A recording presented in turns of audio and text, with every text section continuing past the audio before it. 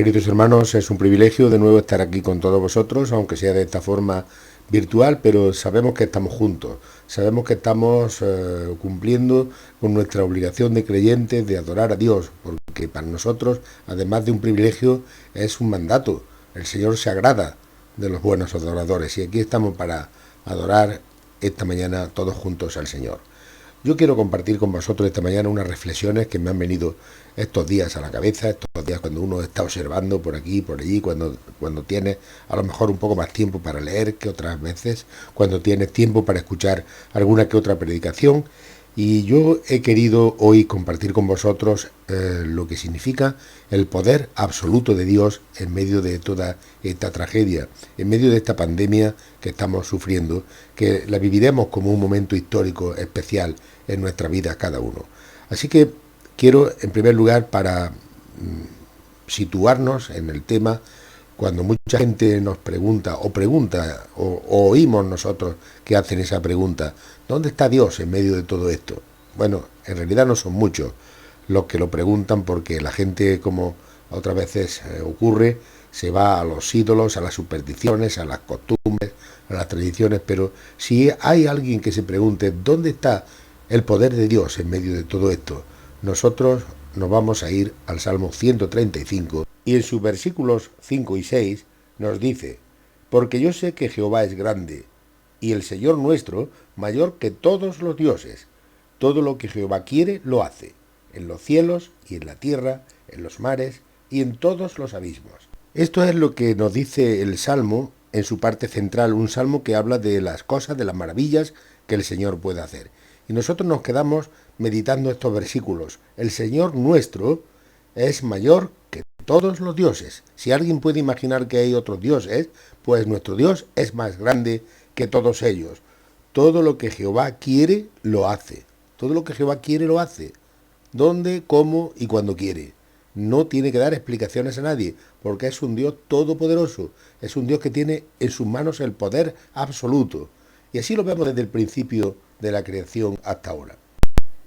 En el primer capítulo del libro de Génesis, cuando habla de la creación de la tierra, del universo, de los cielos y la tierra, dijo Dios: sea la luz, y la luz fue hecha. Fijaros qué ejemplo: sea la luz, y la luz fue hecha. El Señor solamente tiene que decir sea para que se lleve a cabo, para que se ejecute su voluntad. El Todopoderoso: sea la luz, y fue la luz hecha. Y así fue con todo lo que ocurrió en esos días de la creación.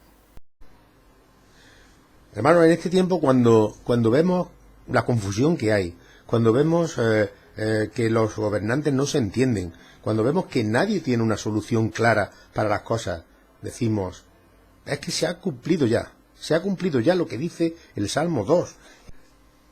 Hermanos, yo creo que ya se ha cumplido lo que dice el Salmo 2. Estamos en un tiempo que ya los gobiernos, las naciones, los reyes de la tierra le han dicho a Dios: mira, no queremos saber nada de ti. Vamos a buscar otros caminos, vamos a buscar otras soluciones, pero no queremos nada de ti. Y dice así el Salmo 2 en los versículos del 1 al 6. ¿Por qué se amotinan las gentes? Y los pueblos piensan cosas vanas. Se levantarán los reyes de la tierra y príncipes consultarán unidos.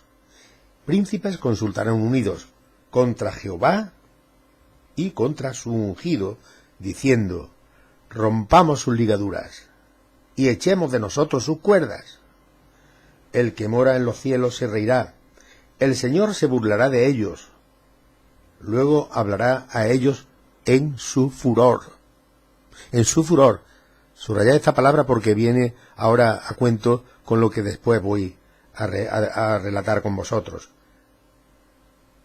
Y los turbará con su ira, pero yo he puesto mi rey sobre Sión, mi santo monte. Fijaros cómo se amotinan los pueblos. Las naciones del mundo se han reunido y en distintas negociaciones han dicho: ¿para qué queremos a Dios? ¿Para qué sirve Dios en esta sociedad? Y lo han echado, le han dicho: no queremos tus ligaduras, no queremos tener conexión contigo de ninguna clase. Rompamos sus ligaduras.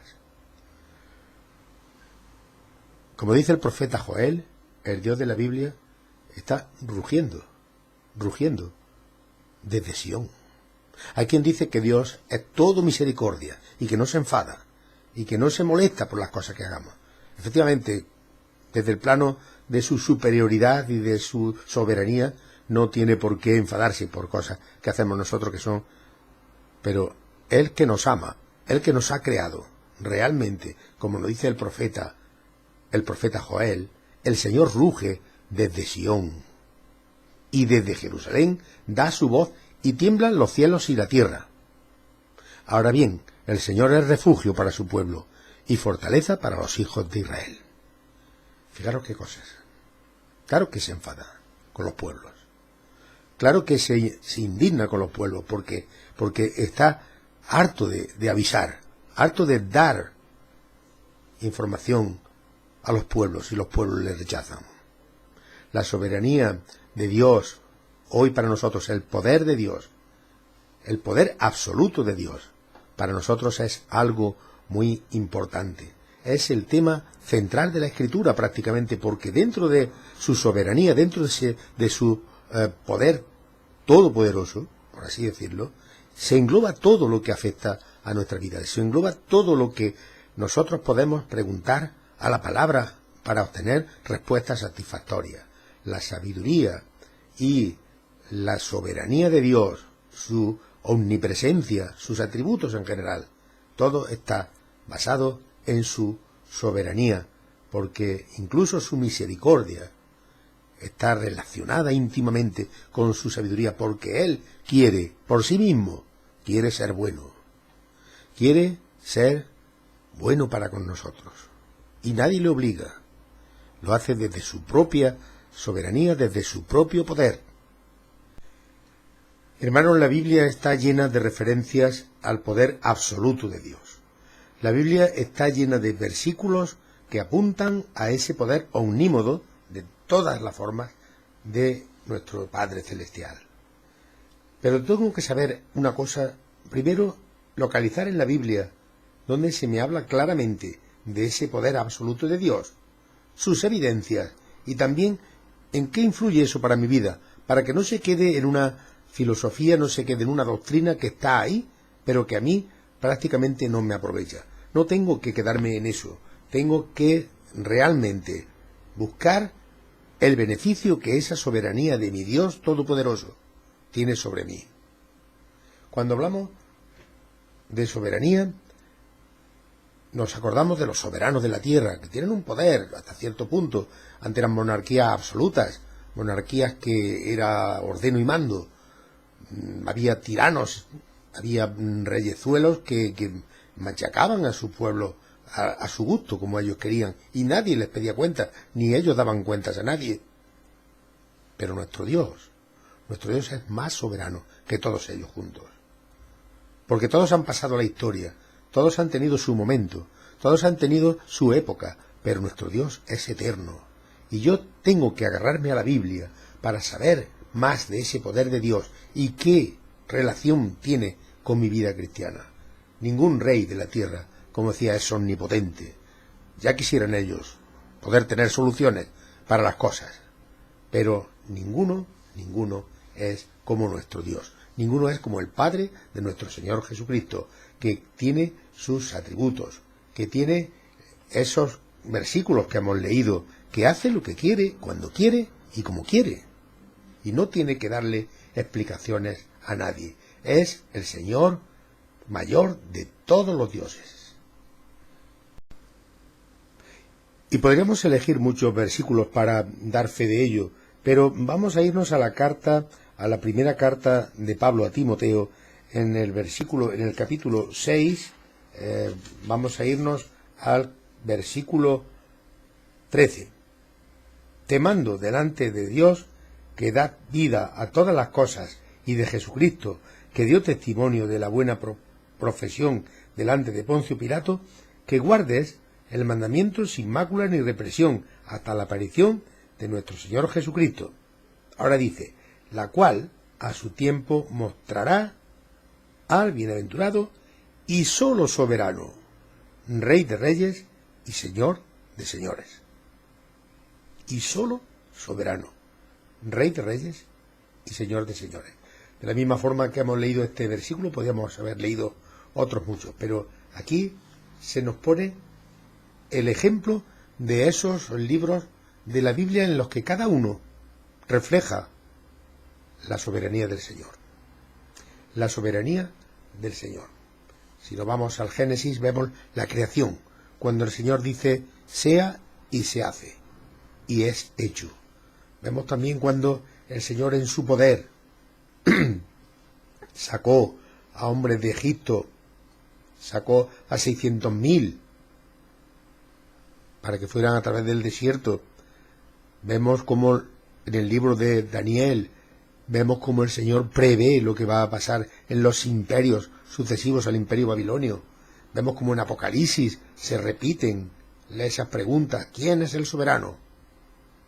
Y dice Apocalipsis: nuestro Dios reina. En la carta a los Hebreos, capítulo 11, que es el capítulo que nos habla de la fe, nos dice en el versículo 3 del capítulo 11: por la fe entendemos haber sido constituido el universo, por la palabra de Dios, de modo que lo que se ve fue hecho de lo que no se veía. Lo que se ve fue hecho de lo que no se veía. Y esto surge simplemente por el poder de Dios. Esto surge simplemente porque Dios es todopoderoso. La palabra de Dios se ve en todos sus capítulos, en todos sus versículos, impregnados de ese espíritu que nos habla de ese todopoder o todopoderoso Creador y Señor nuestro. Nos vamos al libro del Apocalipsis, vemos el capítulo 4, versículo 11.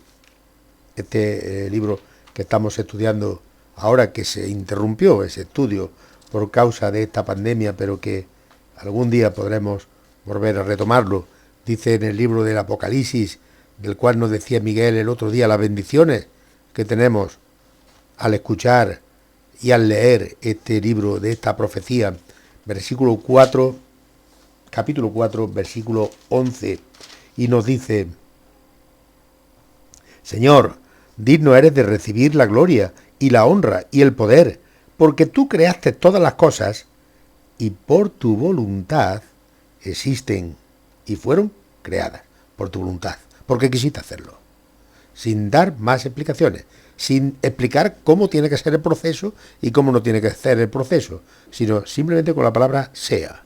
Ahí está el poder de Dios. Ese es el poder de mi Dios. Ese es el poder que a mí me da confianza. Pero seguimos adelante, porque no quiero hacerme muy pesado. Pero vosotros sabéis que en la historia de la humanidad no suceden las cosas fortuitas, no existe la casualidad.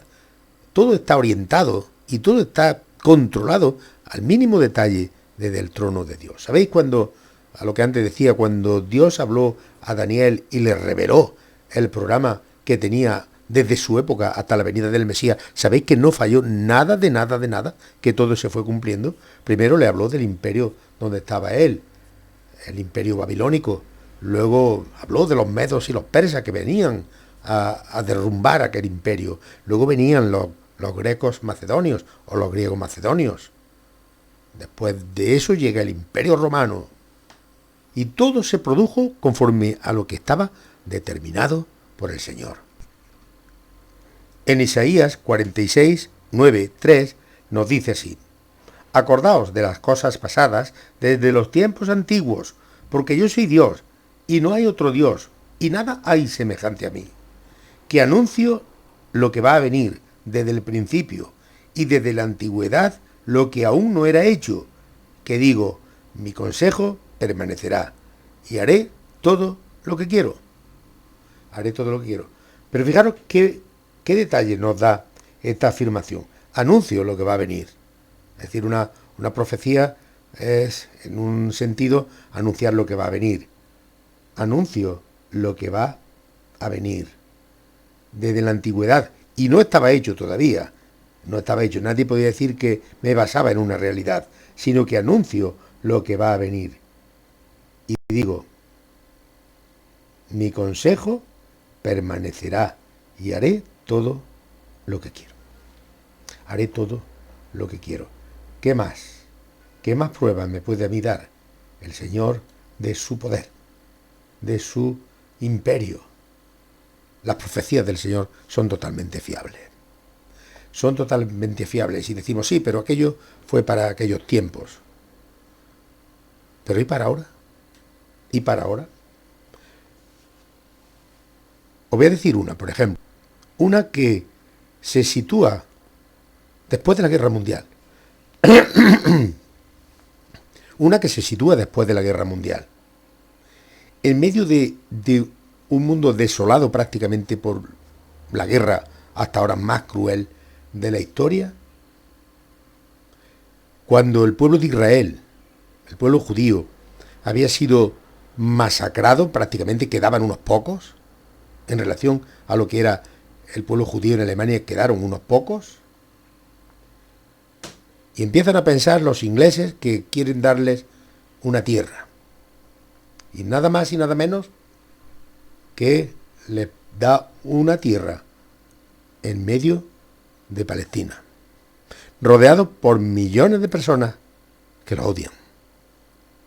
Y allí se constituye, cuando ya los ingleses dejan Palestina, que era su protectorado, allí se constituyen como nación y como pueblo, rodeados de esas miles de personas que no los quieren y que no los quieren todavía allí. Pero el Señor dice que tenían que estar allí y allí están. Es una profecía que hemos visto cumplida no hace mucho tiempo. Por lo mismo que esa profecía se están cumpliendo. Los gobernantes del mundo se creen orgullosos, arrogantes, creyendo que pueden gobernar y determinar el rumbo de los pueblos, pero por encima de eso está Dios. Hermanos, no olvidemos que para ellos la palabra de la cruz es locura, porque todos aquellos gobernantes que no han nacido de nuevo, todos aquellos que no han aceptado y han hincado sus rodillas delante de la cruz del Calvario, pidiendo perdón por sus pecados y pidiendo dirección para su gobierno, son personas que están ajenos a la cruz de Cristo. Gobernantes que están influenciados, unos más, otros menos, por el propio diablo, que es el príncipe de este mundo. Todos los gobiernos, todos los partidos políticos, todas las ideas que no estén ajustadas a la doctrina del Evangelio y de la cruz del Calvario están influenciados por Satanás. No perdamos el tiempo, hermano. Algunas veces buscamos quién son los buenos, quién son los malos, quién son los que lo pueden hacer mejor, quién son los que lo pueden hacer peor. Nosotros sabemos que todos son pecadores. Y nosotros vivimos en un mundo rodeados por todos esos pecadores. Nosotros también, pero pecadores redimidos. Porque Dios también es todopoderoso para nuestra salvación. Porque antes de la fundación del mundo, en Consejo Trinitario, ya se estaba gestando el plan de nuestra salvación.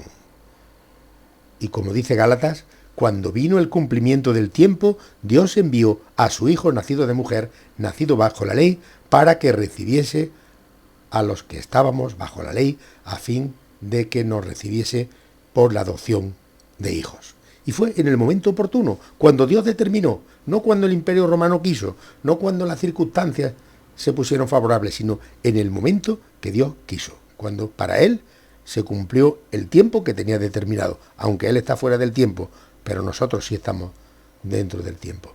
Dios determina y envía a su Hijo.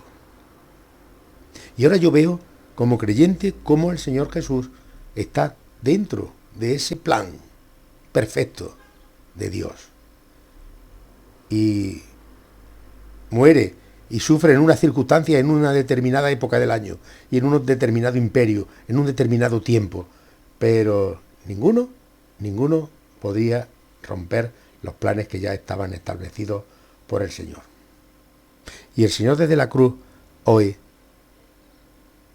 ya está en el cielo y nos ve desde allí y sabe nuestros problemas y sabe que nosotros sufrimos y sabe que estamos atravesando momentos difíciles. Él sabe, pero su poder nos sustenta. Y a veces nos preguntamos ¿por qué? ¿Por qué? Y tantas veces se nos ha dicho, no, a Dios no hay que preguntarle el por qué, a Dios hay que preguntarle el para qué. Efectivamente, pero también dice Santiago que cuando no tengamos respuesta para las cosas, preguntemos honestamente y con toda humildad y reverencia al Señor, ¿por qué? ¿Por qué? Y a lo mejor no tenemos las respuestas tan claras y tan concisas, evidentemente, pero sí sabemos, claro, que Él está cogiéndonos de la mano. Santiago nos dice que estará siempre a nuestro lado. Yo en esa situación me acerco al Señor Jesucristo y les pongo mis dudas, les pongo mis preocupaciones. Digo, Señor, ¿qué pasará de todo? ¿Qué pasará con los trabajos de la gente? ¿Qué pasará con la iglesia? ¿Qué pasará con mis hermanos? ¿Qué pasará con mi familia? Y el Señor me dice, mira, yo soy el que edifica la iglesia. Yo soy el que sustenta el universo. Yo soy el que controla todas las cosas. Y como me dice Jeremías en el capítulo 10, versículo 23, conozco, oh Jehová, que el hombre no es señor de su camino, ni del hombre que camina es ordenar sus pasos. El que va a ordenar los pasos de sus hijos es el Señor. Los pasos de cada cristiano, los pasos de cada redimido, los pasos de cada uno que ha sido comprado por la sangre de Cristo. Mirad, hermanos, hermanas, durante estos días he tenido unos estudios sobre qué piensa la cristiandad de todo lo que está pasando. En primer lugar, voy a empezar por el campo evangélico. En un informe hecho por la Lifeway Research, que significa investigaciones sobre el modo de vida, según un sondeo, el 89% de los pastores encuestados afirma que los eventos actuales concuerdan con lo que Jesús dijo que ocurriría antes de que Él regresase a la tierra. Indica que estos pastores creen en estas profecías que aparecen en el Evangelio de Mateo, donde se levantarán falsos profetas, se perderá la moral tradicional, las personas dejarán de ir a la iglesia en masa, es decir, la apostasía, habrá guerras, desastres naturales, como los profetizados por Jesús. Algunos otros creen que esto es simplemente un fenómeno natural cíclico que ocurre cada cierto tiempo en la historia. Pero la mayoría sí están de acuerdo que es un recordatorio de nuestra mortalidad y por tanto favorece la interpretación bíblica que hemos dicho antes. También algunos dicen que resulta sorprendente que hoy, en estos tiempos que estamos, nos preocupemos de acaparar comida, acaparar papel higiénico, ayudar a la gente. Es lo que hoy en día los cristianos tenemos que hacer para prepararse para el regreso de Cristo. No sabemos cuándo es, pero tenemos que avisar a la gente para que se prepare para el regreso de Cristo. También tengo qué opina el catolicismo romano teológico, un catolicismo serio.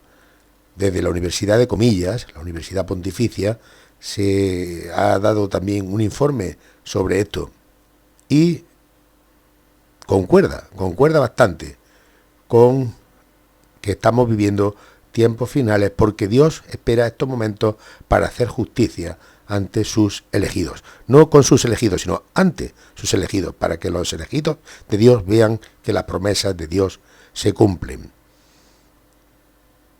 Hay demasiada lejanía, dice este informe, de Dios y de su iglesia. No es raro entonces, dice, que Dios se haya hartado de esta humanidad y que su ira explote y nos corrija con una epidemia que obliga a replantear todas las certezas que habíamos adquirido, a reconocer todos los errores de estos años y volvernos hacia Él. Hermanos, hoy, ¿cómo pensamos nosotros? ¿Dónde podemos agarrarnos? ¿A quién podemos ir después de ver todas estas cosas que estamos viviendo y todavía no sabemos cómo va a terminar? Agarrémonos al Dios de las promesas. Agarrémonos al Dios que cumple, al Dios que es el que hace todas las cosas y que sin su permiso no se puede llegar a ningún sitio. No ocurren las cosas por casualidad. No van a solucionar los gobernantes las cosas así de la noche a la mañana. Solamente Dios puede hacerlo. Solamente nuestras vidas pueden estar seguras en sus manos. Seguras, y si hay que pasar enfermedad, Él estará con nosotros. Y si hay que pasar tribulación, Él estará allí con nosotros. Pero nosotros debemos reflexionar en todas estas cosas para que en la parte que a cada uno nos toque, en nuestro compromiso, en nuestra entrega a la Iglesia, en nuestra en entrega a la palabra de Dios, cada uno tenemos que examinarnos a nosotros mismos, porque a veces nos vienen las cosas, porque somos negligentes, porque no estamos atentos a los avisos del Señor. Hermanos, que el Señor nos bendiga hoy a todos en este día y que pronto podamos reunirnos en el local de la iglesia para alabar juntos y bendecir su nombre. Que así sea.